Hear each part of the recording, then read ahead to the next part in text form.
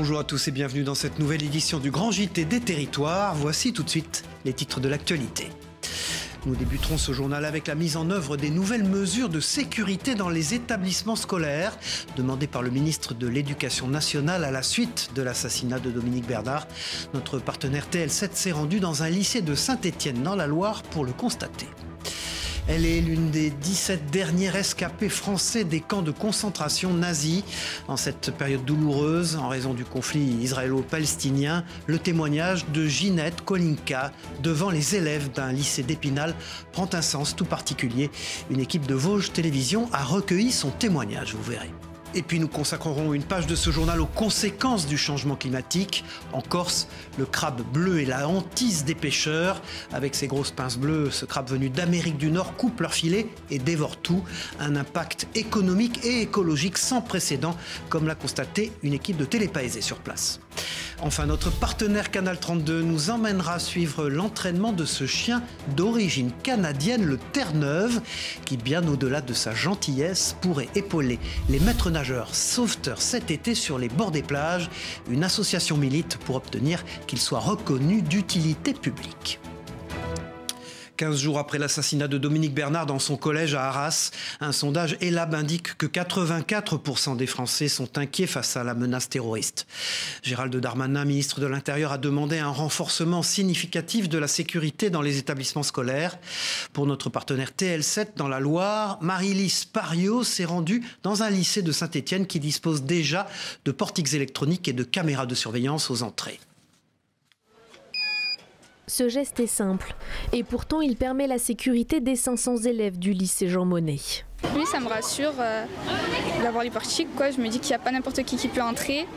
Et aussi d'avoir la police devant le lycée, ça rassure. L'annonce de l'attaque au couteau à Arras et le décès du professeur Dominique Bernard a eu l'effet d'une onde de choc dans l'établissement. Ça m'a choquée parce que c'est des élèves qui ont fait ça. Et l'école, c'est quelque chose là où on est censé se sentir en sécurité. Donc ça m'a choquée qu'il y ait pu avoir ça ici. Depuis, les mesures de sécurité ont été durcies. Le sac des élèves doit être fouillé. Mais elles concernent surtout les personnes extérieures à l'établissement. Elles doivent par exemple justifier leur identité. Devant certains lycées, on retrouve des bornes anti-voitures béliers, des alarmes anti-intrusion, des vidéoprotections, des portiques de sécurité. Les établissements sont comparés à de véritables forteresses. Il me semble qu'on est à un niveau de sécurité qui est important. Après, ça reste un établissement scolaire, donc ce n'est ni un bunker, ni une prison. C'est un juste équilibre entre nos missions d'éducation et la garantie de sécurité que l'on doit aux enfants et aux adultes de l'établissement. Depuis 2016, la région a investi 110 millions d'euros pour la sécurité des établissements scolaires sous leur délégation.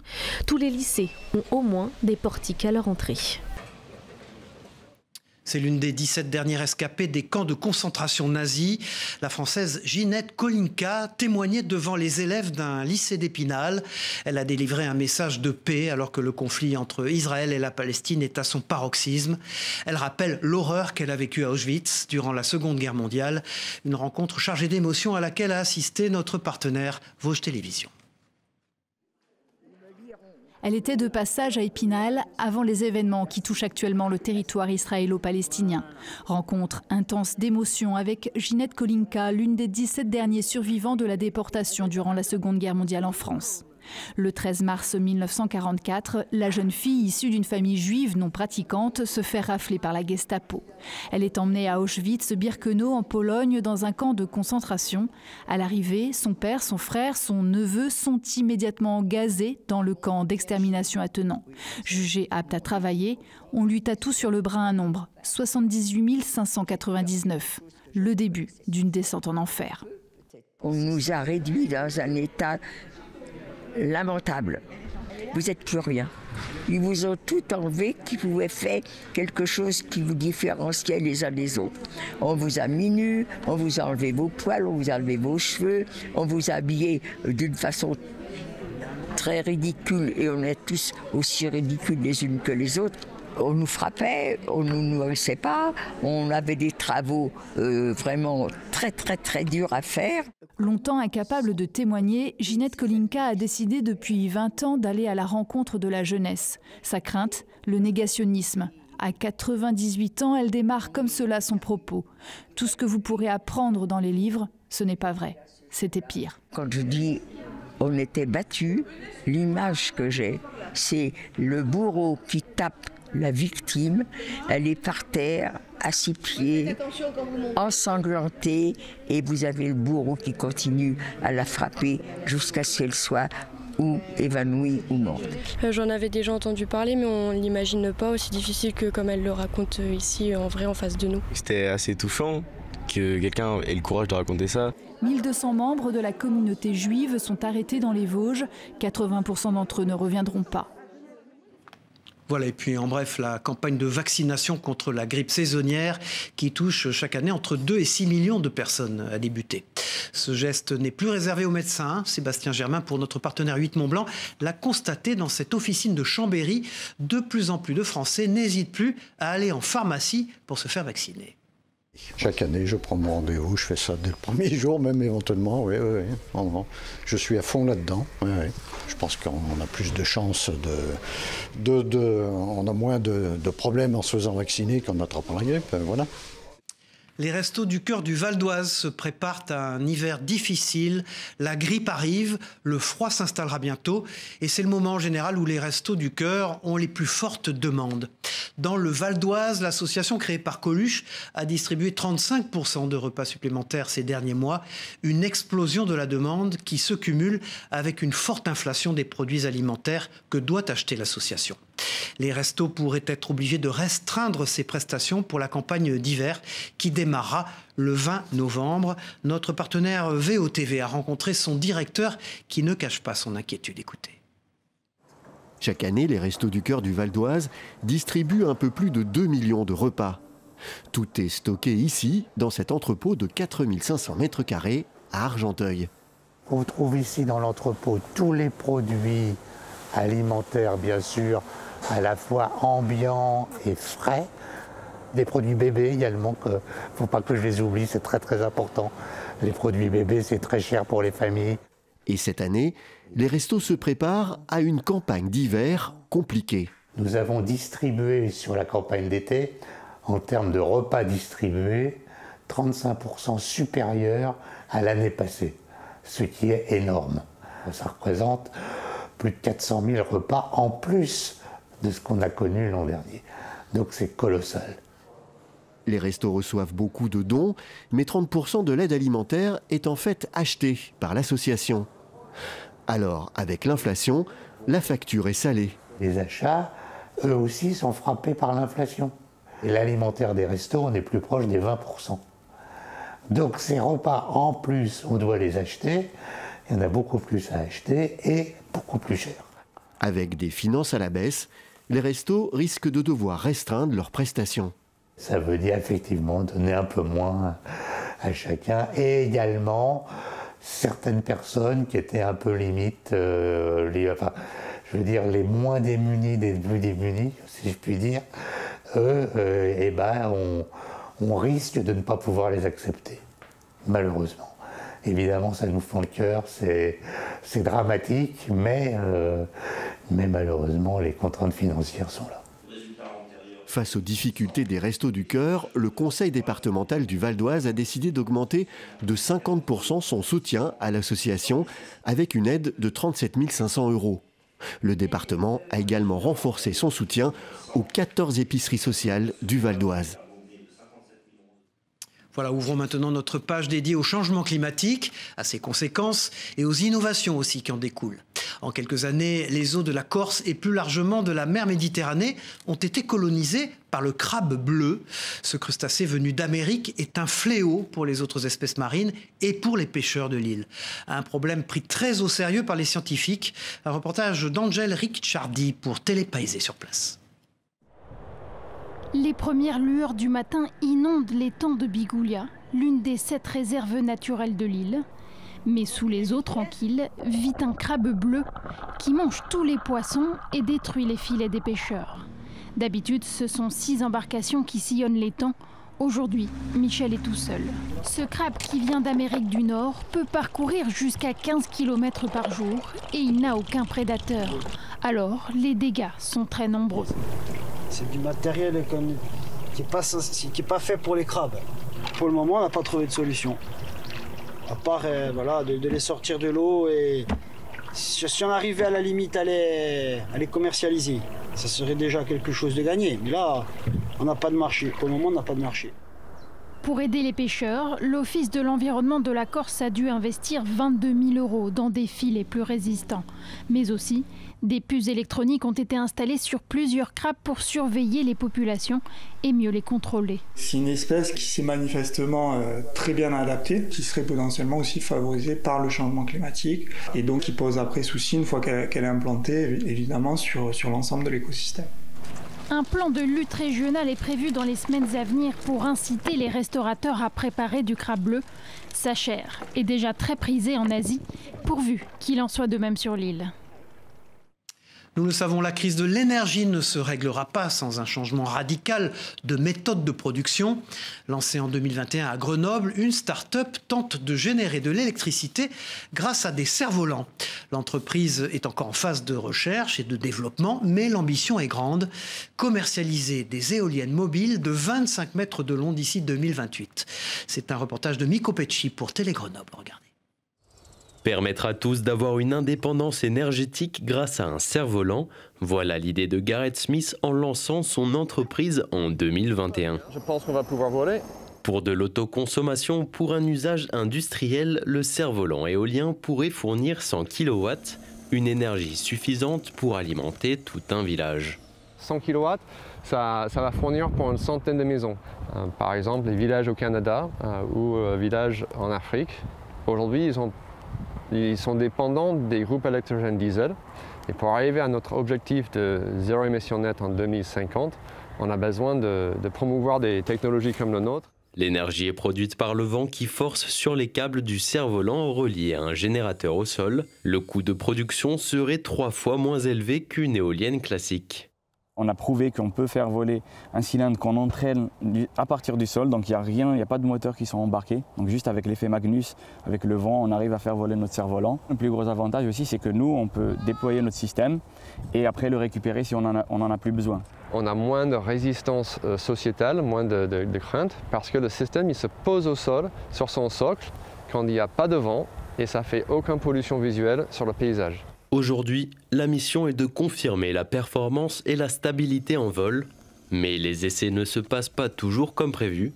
Les prototypes sont mis à rude épreuve. Il y a occasionnellement un petit bug avec l'allumage des moteurs. Les contrôleurs moteurs font tourner immédiatement les moteurs sans qu'on le commande. Et malheureusement, j'étais pas prêt. Et c'est un petit aléa des essais en vol. Il faut célébrer chaque échec parce que c'est un apprentissage. C'est réparé. Ouf. Pour le moment, le prototype est petit et ne génère qu'1 kilowatt. L'entreprise a besoin d'un fonds de 5 à 10 millions d'euros pour lancer le modèle de 25 mètres de long pour une commercialisation horizon 2028. Et puis plus au sud, dans Camargue, si le changement climatique perturbe de nombreux cycles de production, il existe une production céréalière qui se porte bien, c'est celle du riz et particulièrement en Camargue d'ailleurs. Une année parfaite pour faire pousser du riz avec de l'eau pour ses pieds, du soleil pour sa tête et suffisamment de vent pour le sécher. Un riz approvisionné par le Rhône et soufflé par le Mistral. Des caractéristiques on ne peut plus camarguaises qui lui permettent de disposer d'une indication géographique protégée. Via Occitanie, Antoine Guillet nous emmène dans les rizières de la famille Benoît. Il dessine les paysages de la Camargue et les terres de la famille Benoît. Mathieu s'affaire dans les rizières pour moissonner malgré une météo peu favorable. Les parcelles sont sèches parce qu'il n'a pas plu, mais on n'a pas des très bonnes conditions climatiques dans le sens que tous les matins il y a du brouillard et de l'humidité.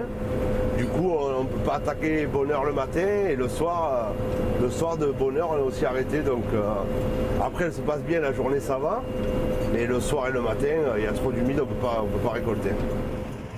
Une récolte pas simple, Mais une année 2023 parfaite pour faire pousser du riz, avec de l'eau pour ses pieds, du soleil pour sa tête et suffisamment de vent pour le sécher.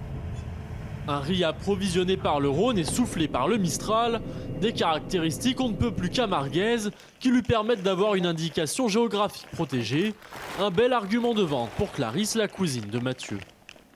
La particularité du riz Camargue comparé aux autres riz déjà, comme on peut le voir, ils sont un peu plus, ils sont moins longs et fins que les riz asiatiques, mais ils sont un peu plus, j'aime bien dire joufflus, quoi. Ils sont un peu plus costauds, un peu plus ronds. La famille Benoît espère commercialiser comme chaque année environ 1200 tonnes de riz, un cru 2023 récolté pendant encore une dizaine de jours, mais il faudra attendre 2024 pour le déguster. Nous les trouvons attachantes, mais lorsque leur rendement baisse, les poules pondeuses finissent en général tristement à l'abattoir. L'association Poules pour tous les récupère auprès d'éleveurs afin de les mettre en vente auprès de particuliers. Toutes ces poules proviennent d'élevages bio, de plein air ou de labels. Avec plus de 160 relais dans toute la France, LMTV Sarthe a rencontré Alicia, salariée de l'association, heureuse d'offrir une nouvelle vie à ses gallinacées. Regardez. Bientôt, une nouvelle vie attend ces poules pondeuses.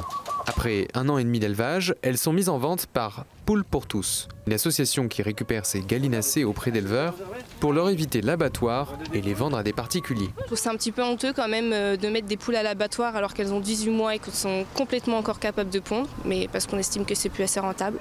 Chaque année, c'est près de 50 millions de poules pondeuses qui sont élevées en France. Des poules de 18 mois considérées comme plus rentables pour certains éleveurs, mais qui peuvent pondre encore quelques années. Elles pondent encore 4 ans. Après, sur le temps de vie, ça joue un petit peu, mais ça varie. La réservation se déroule en ligne sur le site de Poules pour tous et selon la région. Des dates de permanence et un point de distribution y sont indiqués. Et certaines de ces poules ne manquent pas de saisir l'opportunité quand elles se présentent. De nouvelles opérations de vente auront lieu prochainement dans la région Pays de la Loire, y compris en Sarthe. Rendez-vous sur le site internet de l'association pour réserver votre poule pondeuse. Bonne journée à vous, au revoir. Apporter une bouée de sauvetage, épauler un sauveteur ou tirer une embarcation de plusieurs tonnes, ce sont les missions de sauvetage en mer que peut mener le Terre-Neuve, car rien ne fait peur à cette race de chiens qui trouve ses origines au Canada. Récemment, 8 chiens et leur maître ont multiplié les exercices sur les berges d'un lac de l'Aube afin que ce chien secouriste soit reconnu d'utilité publique, car la plupart des plages et des littoraux lui sont interdits l'été en France. Notre partenaire Canal 32 n'a pas hésité à se jeter à l'eau avec lui. Regardez. Ce dimanche matin sur la plage de Dienville, pas de nageurs en vue, mais des chiens qui n'ont eux pas peur de se jeter à l'eau. 8 Terre-Neuve enchaînent les exercices sous les yeux ébahis des touristes et de leurs maîtres. On y apprend à aller chercher un objet, une bouée, n'importe quoi. Et après, on va, comme cet après-midi, je vais commencer à y apprendre à apporter un objet à une personne. Là, c'est un peu plus compliqué. Apporter ou rapporter une ligne de vie, une bouée de sauvetage, épauler un sauveteur et tirer une embarcation de plusieurs tonnes, pas de quoi effrayer le Terre-Neuve. 70 kg de muscles, un sous-poil imperméable, des pattes larges. La race trouve ses origines au Canada. D'abord amie fidèle des pêcheurs, elle excelle aujourd'hui dans les sauvetages en mer.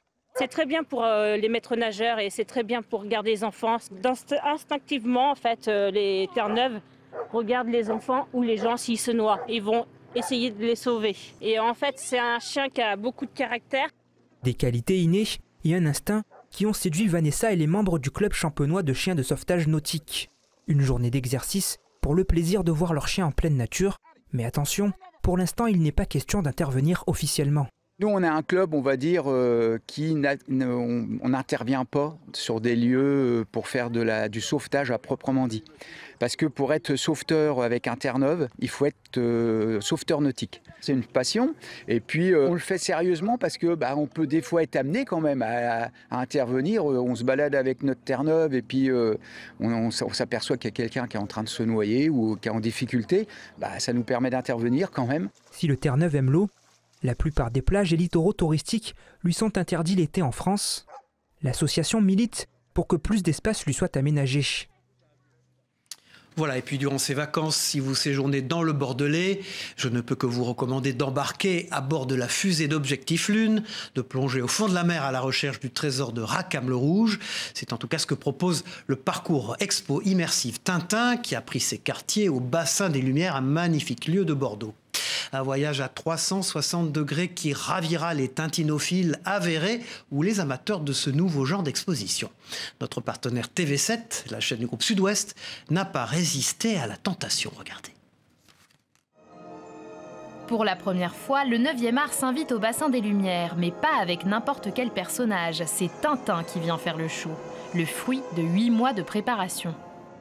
Forcément, Hergé étant peut-être le dessinateur de bande dessinée le plus célèbre, le plus renommé du XXe siècle, il fallait lui rendre hommage au bassin des Lumières.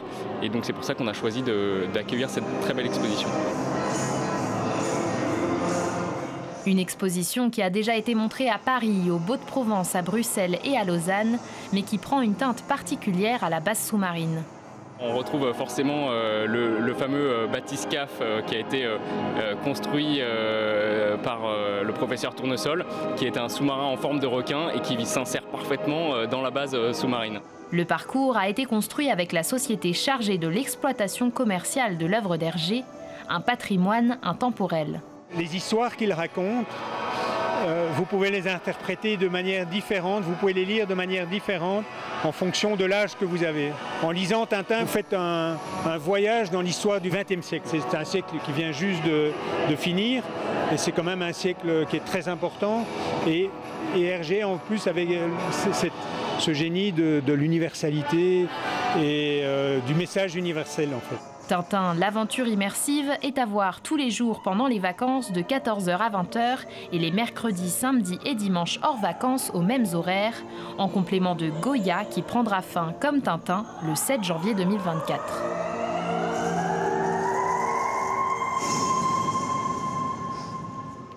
Et puis Disneyland Paris fête ses 100 ans dans les studios Walt Disney. Alors si vous l'avez raté, je vous propose de revenir sur la célébration du 100e anniversaire de Walt Disney Studios. Un événement unique fêté comme il se doit dans son célèbre parc d'attractions avec au programme parades inédites, costumes des 100 ans pour le tandem Mickey et Minnie et un spectacle nocturne exclusif dans les parcs franciliens. Des images de Mélanie Faure pour 20 minutes TV.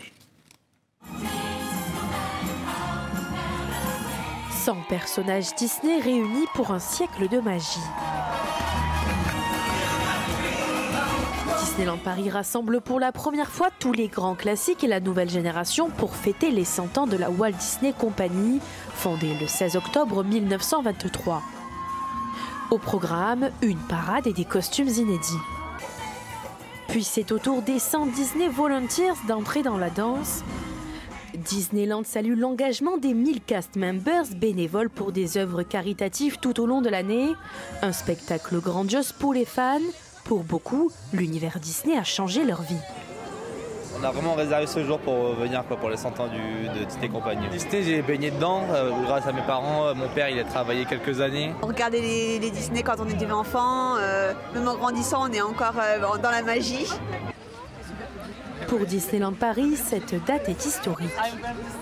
C'est une vraie aventure, parce que tout, comme Walt Disney le disait lui-même, it was all started by a mouse.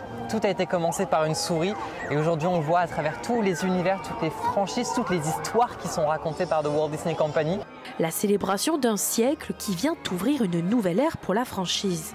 On ne cesse à The Walt Disney Company de se réinventer, de trouver de nouvelles façons de raconter des histoires partout dans le monde. Et ici à Disneyland Paris, on peut se tourner dans un futur proche avec la réouverture du Disneyland Hotel le 25 janvier prochain, la symphonie des couleurs Disney, tout un programme sur le parc Disneyland à partir du 8 janvier et plus loin bien sûr l'expansion des Walt Disney Studios qui va continuer à prendre de l'ampleur. Le futur est plus radieux qu'il ne l'a jamais été.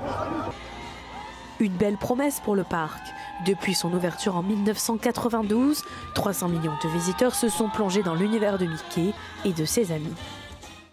Voilà, et puis avant de nous quitter, je voulais absolument que l'on salue l'exploit de Frédéric Portier, amputé de la jambe gauche après un accident de scooter il y a 2 ans seulement. Après un entraînement intensif, ce Varois, accompagné de son équipe médicale et technique, a eu besoin de 6 jours seulement pour gravir les 5895 mètres le séparant du sommet du Kilimandjaro. Plus haut sommet d'Afrique par la voie Makamé, 6 jours, c'est le temps habituel nécessaire aux valides pour ce type d'ascension. Notre partenaire La Provence l'a rencontré à son retour. Regardez cette interview. C'est surtout la fierté de dire je suis arrivé en haut et de faire voir à mon fils Thomas que j'ai pu le faire. Là, ton père, même avec un handicap, il a pu arriver en haut, arriver à 5895 mètres d'altitude. Quand il restait les 300 mètres pour monter les derniers, là j'en pouvais plus physiquement et je suis monté avec le mental. Voilà, le mental, je me suis mis un coup de mental et de dire allez, il faut monter, il faut monter. Moi, mon objectif, c'est d'aller faire les 7 sommets et de prouver que même avec une prothèse, on peut faire ces 7 sommets-là et y arriver en haut et être le premier mondial à faire ces 7 sommets-là. Voilà, merci d'avoir suivi ce grand JT des territoires. On se retrouve très vite pour une nouvelle édition. Au revoir à tous.